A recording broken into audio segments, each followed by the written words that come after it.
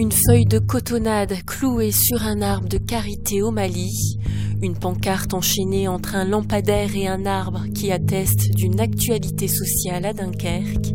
Qu'ils soient socio-culturels, ces conflits, ces rites photographiés par Albert Clermont ont été le point de départ de son travail pour Monument, rite social. J'étais au Mali dans cette période et j'avais des échos du conflit total, mais très atténués.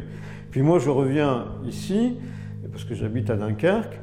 Le matin, je vais acheter une baguette puis je vois ce dispositif. Je dis, c'est génial. C'est là, on a on a tous les signes, les objets qui sont des symboles en fait. La pompe du raffineur, le texte qui situe la nature du conflit, le socle, le truc qui est enchaîné. Donc, et sur la plage Jean-Bart, lieu symbolique pour les Dunkerquois.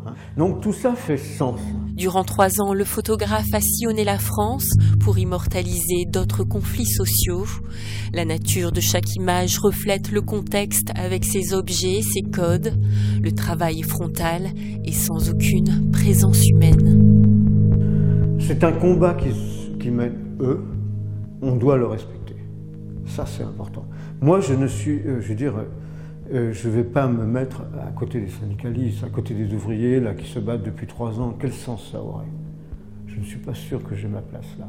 Moi, je suis peut-être dans un espace de mémoire, un espace, une trace, voilà.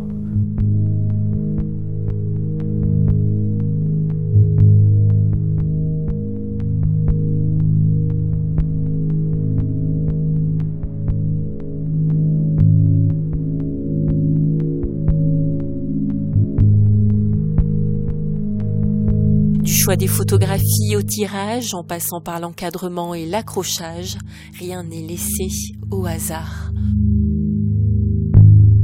Donc les tirages, en général, sont tous tirés sur du papier mat, donc où il n'y a pas de reflet, il n'y a pas de miroir. Et l'idée de l'image avec la cotonnade et l'arbre de karité, donc qui vient d'Afrique, et je me suis dit, c'est bien qu'il y ait la lumière de Bourbourg qui se reflète dedans.